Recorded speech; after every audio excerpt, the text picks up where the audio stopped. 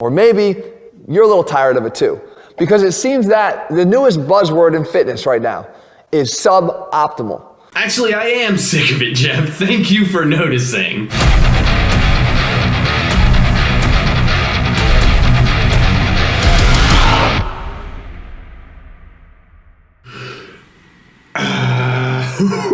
Look at them.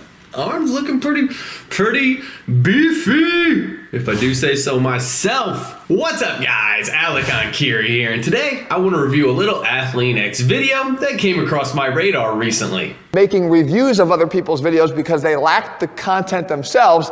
And I have to say, I'm not actually subbed to the Athlean-X channel. I'm sure that doesn't surprise you guys, but I'm not ashamed to say that either. But so when a video of his makes its way into my little bubble these days, I do tend to take notice of it, because if it makes its way into my bubble, that probably means that there's a spicy little hot take in there on one side or the other. The issue is that social media and fitness specifically has caused this to become a much bigger problem. Influencers everywhere are using this term and they don't even know what it means. And quite honestly, it's the willingness to use the word in the first place that reveals them as nothing more than an amateur instead of an authority. Now, in the case of this particular video that I want to review today, I will say Jeff had me hooked, man, as soon as he uttered the word suboptimal. Because I hate that shit too. And from there, I basically found myself nodding along in agreement for the majority of the video. Not all of it,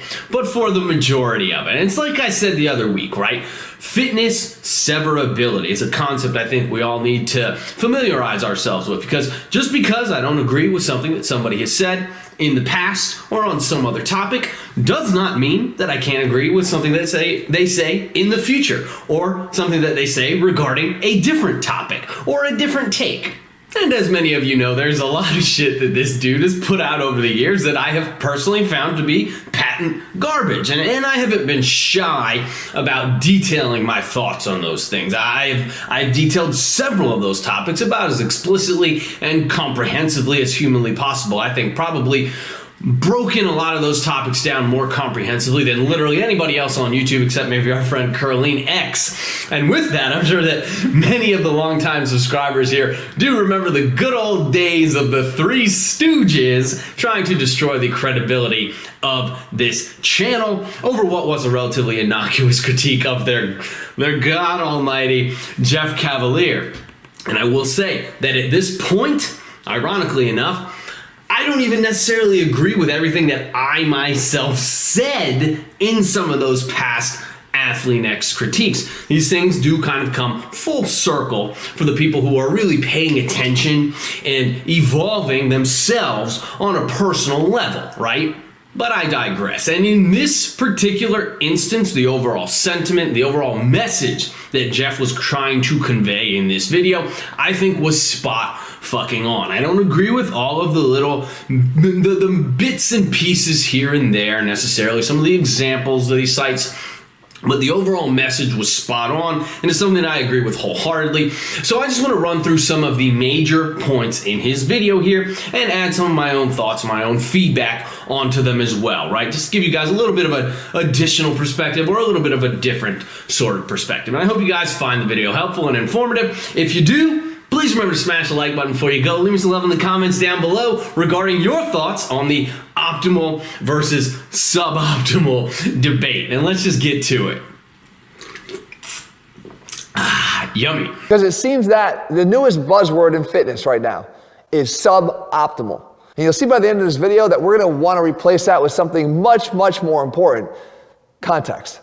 We're still basically in the intro of the video, but this point really resonated with me because it's basically half of what I feel like I do on social media. Is I try to distinguish to people the importance of context, both in my posts, in my videos, as well as in comments that I make in response to people a good bit of the time.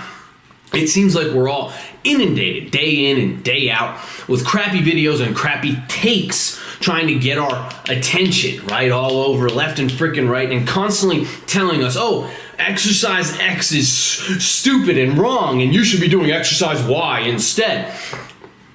I'm of the opinion that this phenomenon, and I have kind of expressed these thoughts in recent history, but I'm of the opinion this particular phenomenon is born out of the social media mentality. Influencers everywhere.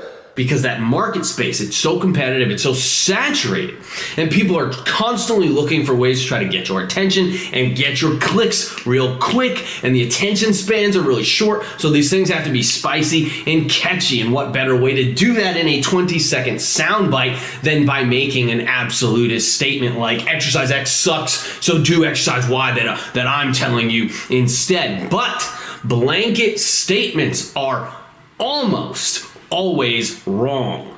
See what I did there? And Jeff is absolutely right in this video in that context really does become everything when it comes to this game. I personally do a lot of stupid shit that people shake their heads at, right? I even prescribe a lot of shit that random coaches will look at and say, oh, that's moronic. I've actually had clients who for some reason purchased my services but didn't necessarily believe in what I was telling them or in my methodologies. I've had them give my programs to other trainers to review. And then this is obviously a conflict of interest, but I actually had one guy come back and tell me, well, this guy said that your program is useless because it's way too simplistic to have any value. And I'm like, yeah, but you squat 65 pounds, dude. We don't really need anything more than utterly simplistic. And to go more complex than needed at any given stage is naive and foolish, in my opinion. So coaches or trainers like that will look at something that I've written and they'll say, oh, this guy shouldn't be doing that exercise. This program is too simplistic to be worth anything. No one should be doing exercise X. Exercise Y is a more optimal hypertrophy tool than exercise Z, etc., etc., etc. Crap along all those same lines, but miss me with those kinds of takes, man. These types of absolutist statements and sentiments and mentalities generally come from people who are inexperienced, people who have an agenda, or both. The issue is that social media and fitness specifically has caused this to become a much bigger problem. Influencers everywhere are using this term and they don't even know what it means. And quite honestly, it's the willingness to use the word in the first place that reveals them as nothing more than an amateur instead of an authority. You're preaching to the choir right here, bro. The optimal movement is a plague, in my opinion. And to be honest, I'm actually very happy to see somebody with such a massive platform as Jeff Cavaliere using it to push back against these ideas, which are starting to really kind of overtake things and become way more prolific than get way more attention than they ever should have gotten. So why is this suboptimal phrase such a problem? Because it superimposes either the goals of the person who's saying it, and that could be the influencer or the commenter, on you, or more importantly, the lack of knowledge by the influencer. Now, this bit resonates quite strongly with me at the moment. It's really just got me thinking of the recent response video that I made to fitness FAQs regarding the standing overhead press versus the Z press, where he was claiming that the Z press is a better hypertrophy tool than a standing OHP. And I debunked that claim pretty thoroughly in that video, I think. But I find it funny because it's basically exactly as Jeff is describing here. You had a case of somebody almost superimposing his ideologies and his preferences, even his aesthetic preferences onto you. And by this, I don't mean his aesthetic preferences for like the look of a person or the look of a body or a physique, but his aesthetic preferences for almost how lifting should look. Well, it should look pretty when you're lifting in this particular way. It shouldn't look ugly or brutish. You shouldn't be leaning back at all when you're doing an overhead press. It's more of a superimposing his aesthetic preferences for lifting onto other people. And that's kind of like That's kind of like out there as far as I'm concerned, man. I think that superimposing your particular goals, your personal goals onto a particular take that you make is one thing, right? Because most people can kind of read through the lines, right? We all kind of know when somebody is talking, oh, well, this guy is a hypertrophy guy, or this guy's a strength guy, or this guy's a powerlifting specific guy, this guy's an athletics guy, et cetera, et cetera, et cetera. So we take the things that everyone says with a grain of salt, or we apply them through our own specific lenses because we know what their goals are and what how they think of things when they are talking about particular movements or methods or anything like that. Now, personally, I don't remember to do it every time, but I try to preface almost every single video or take that I make. And sometimes it's hard to do this, right? Because I'm trying to get more into short form content, which one thing I found when you make a short, if you put too much information in it, people don't care about it. It's already hard enough to cram everything you want to say into 60 seconds. But when you try to cram too much, it just goes in one ear and out the other. So you end up sometimes, not inadvertently, but just by the nature of the beast, leaving certain important things out of those types of takes when you're talking with short form content. Whatever, kind of tangential. I try for my best to preface almost every single take that I make with the context of how I'm talking that day, right? Well, today I'm speaking from the context of this particular goal, or looking through this particular lens when I'm talking about this method or this exercise or whatever, just to make sure that I am absolutely clear in my own videos and in my own takes, because I do also kind of swim back and forth through multiple different arenas of fitness as well, right? I'm somebody who has pulled from all different realms in order to create my own comprehensive style. And because of that, different things will need to be emphasized at different times, but that does also mean that the context of what I'm saying actually becomes a very important factor. And so I do try to be very clear in my own takes and in my own videos of the context that I'm speaking from. But here, what Jeff is calling a quote, a lack of knowledge, I think it comes more down to biases, really, mostly. I talked about that the other day. Actually, I just released that quick little bit showing a hypocrisy, a contradiction of Jeff's that I think came down to his own biases that are so deeply ingrained that he didn't even necessarily notice that bias coming out into the forefront, right? But most of the guys out here who are publishing decent content, they're not stupid. Some content creators are stupid, but most of the guys who are publishing good shit aren't stupid. And especially when these guys start to get a little bit older, hitting age 30 plus, they've been around the game for a while, and they have a pretty good knowledge base to lean back on, knowledge base and experience base to lean back on as well. But even in spite of that, and with that knowledge and experience, we do still all have our preferences and our biases and certain blind spots as well. And I'm no exception. And these blind spots and these biases can sometimes cause us to make takes that we may think are well-intentioned or helpful for the vast majority, but that can still potentially actually cause more harm than good, or even simply just confuse too many people. Sort of encapsulating how crazy this can get. I actually put a video up a while back defending the effectiveness, essentially, of the biceps waiter curl. This is what we call word salad, when someone tries to sound smarter than they are. Negative feedback of instability at the shoulder and elbow joint,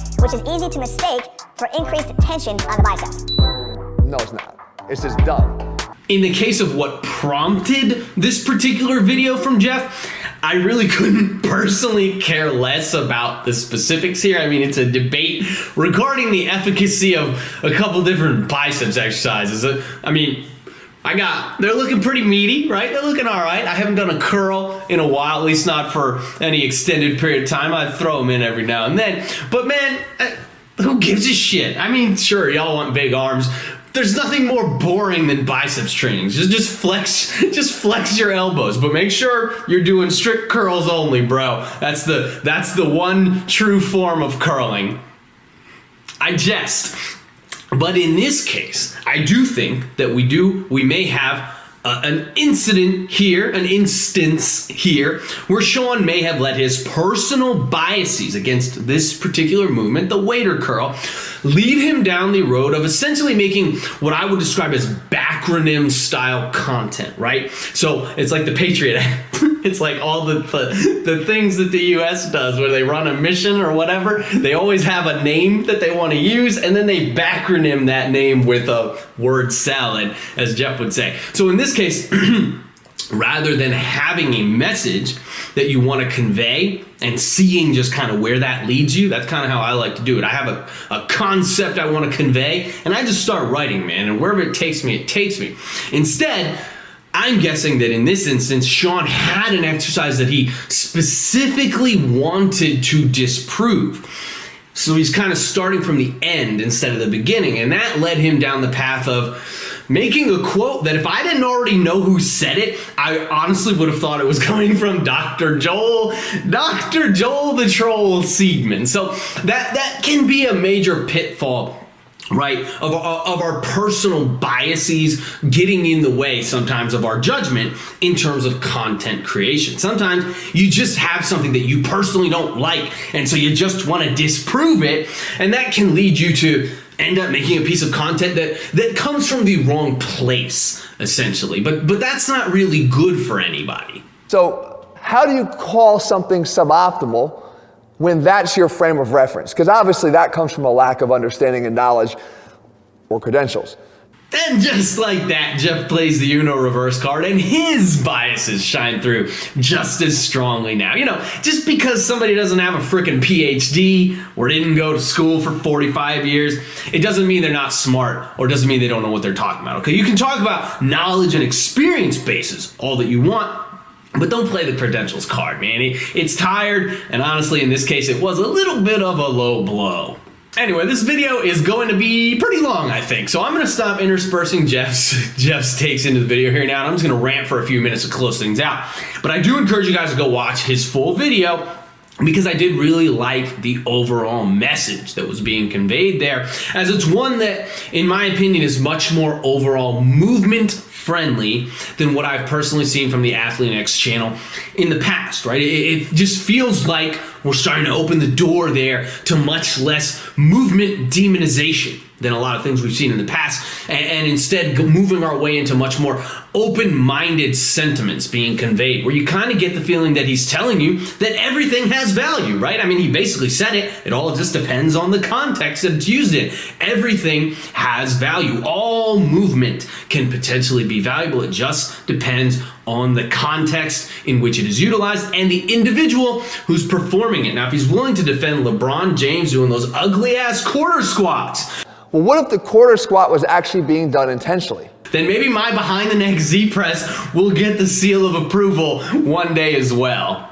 And again, I don't watch much of his content anymore. I'm not subbed to his channel and haven't watched much of his stuff since we kind of moved past, I got a twitch in my eye, man. So we kind of moved past that arc a couple years ago, right? So I may be late to the party here, but I do want to commend Jeff for what seems to be an evolution in mentality from the more rigid biomedical model days into this more overall movement-friendly stratosphere, seemingly. And my hope is that now that this bridge has been crossed and this door has been opened, that'll become the kind of the new norm, right, for the Athlean-X content. Perhaps we can do away with the iron graveyard now and acknowledge instead that there are no contraindicated exercises, only contraindicated people. And obviously, you should always encourage people to exercise caution when adding any new movements into their programs, especially ones that may put the joints into more extreme positions. Start light, start conservatively, see how things feel for you. Start more conservatively in terms of loading than you think you need to, and in terms of volume than you think you need to, and work your way up slowly over time. When you do these processes correctly and patiently, there just really tend to not be that many issues, because the thing is, the tissues adapt, man. It's just that they take longer to adapt than most people think. So you gotta be patient. You gotta give your body time to build that familiarity with new movements and let your whole system become acclimated to new things and extreme things before the intensity or the volume of something that's unfamiliar gets too high, to the extent that it does start causing you issues. But with these pieces in place, promoting responsible movement rather than fear-mongering people away from it is, in my opinion, the direction that we all need to be heading in this industry in 2023 and moving forward. And I try as often as I can to promote people who promote these ideologies, right? Because much of the evidence at this point basically points to the idea that the long-term outcomes tend to be better this way, when we promote responsible movement rather than fear-mongering people away from movement. So it's good to see somebody with Jeff's outreach promoting this mentality too. It's less about the specific movements themselves and more about the context in which they are utilized. And I hope to see Jeff continue down this path further, explore it deeper, and hopefully emphasize these theories and these ideas even more so moving forward. Personally, I know that the deeper that I go, the more and more kind of laissez-faire that my approach becomes. I would even call my approach to coaching at this point laissez-faire. I kind of had that as a video idea. I didn't really know how to frame it for you guys, but I think it's a good topic to explore and discuss, where I kind of just put the major pieces in place. And then from there, all I really do, I guide the ship, but I'm not steering it, right? I'm just applying gentle breezes every now and then to keep things steady, keep everything the way it should be going, because excessive rigidity, in my experience, is just not very helpful in the real world when you are dealing with living, breathing human beings. As well, I'm in 100% agreement with Jeff here. It is time for this suboptimal buzzword to go away. Everything is suboptimal and nothing is suboptimal. You know, I'll make tongue-in-cheek titles every now and then, and I hope that those little details are not lost on people. But this whole optimal movement, it's based on clicks, man. What really matters is context. The person performing the movement, their goals, their injury history, training history, their physical capabilities, etc., etc. The reasoning behind why a particular movement is being used at a particular moment in time, and that reasoning can be as simple as for the sake of doing something different, as well as taking a look at the overall big picture, right? The comprehensive training program and all the other pieces that are in place at any given moment in time, and how those pieces relate to each other.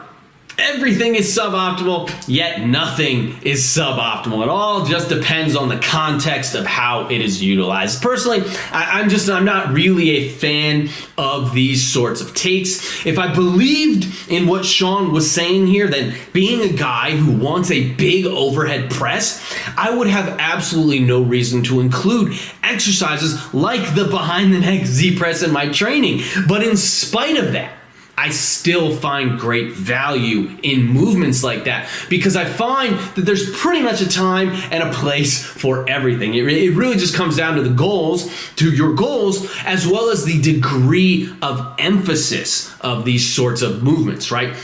And this is really the exact same thing as their debate. It's just kind of a different side of that coin, right? So my hope is that as a whole, we can move the industry away from these sorts of absolutist notions as we continue to advance forward. And I just wanted to do my part here today, working towards that goal. Anyway, that's all I got for today, guys. I hope you enjoyed this one. I hope you found it informative. It got a little bit ranty towards the end there, but I think it was chock full of some pretty informative takes there. So smash the like button before you go. Leave me some love. Ooh, spitting on you. Leave me some love in the comments down below. Let me know what your thoughts on this optimal versus suboptimal debate are, and let me know if you are in agreement with me. Should we just throw these buzzwords in the trash can?